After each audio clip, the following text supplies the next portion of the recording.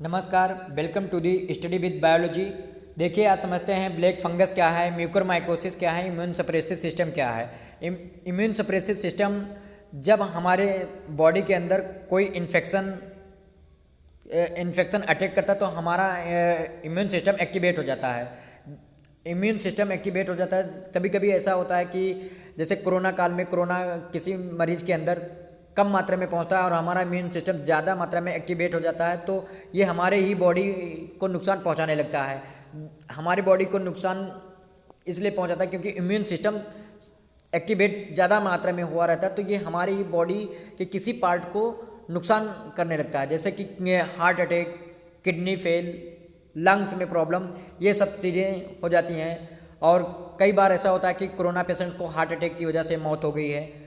तो ऐसा ही इसीलिए होता है जब कोरोना कम मात्रा में पहुंचता है और इम्यून सिस्टम हमारा ज़्यादा मात्रा में एक्टिवेट हो जाता है। तो इसे रोकने के लिए डॉक्टर एक दवा देते हैं जिसका नाम डेक्सामेथासोन है।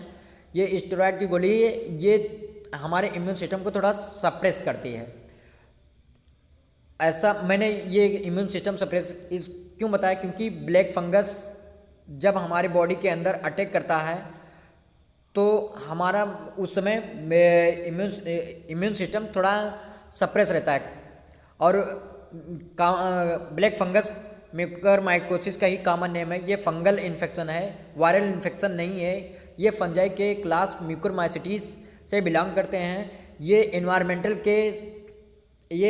के सॉयल ड्रॉपलेट्स में पाए जाते हैं। ये ड्रॉपलेट्स के द्वारा इंसान के नाकों में पहुंचते हैं और ये वहाँ पे नाक का बहना और सर दर्द, बुखार, ये लक्षण हो जाते हैं। और ऐसा ब्लैक फंगस वहाँ पे अटैक इसलिए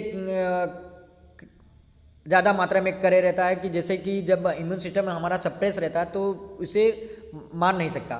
तो फिर क्या होता है कि ऐसा इसलिए होता है क्योंकि जब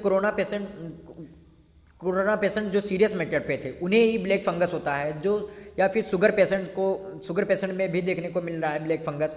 और ब्लैक फंगस के लक्षण हैं नाक पर सूजन होना, नाक में लाल रंग की पपड़ी पड़ जाना, दांतों में ब्लैक फंगस का दिखाई देना, जबड़ों में सूजन हो जाना, और उसके बाद में आँख का लाल हो जाना, आँखों से डबल दिखाई देना, या आँखों से एकाएक कम दिखाई पड़ना या दिखाई बंद कर देना। फिर उसके बाद में ब्लैक फंगस हमारे दिमाग के ऊपर अटैक करता है, जिससे ये बहुत घातक हो जाता है, जिससे बचना बहुत मुश्किल हो जाता है। इसलिए ये बहुत घातक हो गया ब्लैक फंगस। और ब्लैक फंगस के बचने के उपाय हैं, जैसे आँख में ज़्यादा हो गया तो यहाँ तक कि आँख का सर्जरी करके आँखें निकाल दी जाती हैं, दांतों पे हो गया तो दांत निकाल दिए जाते हैं।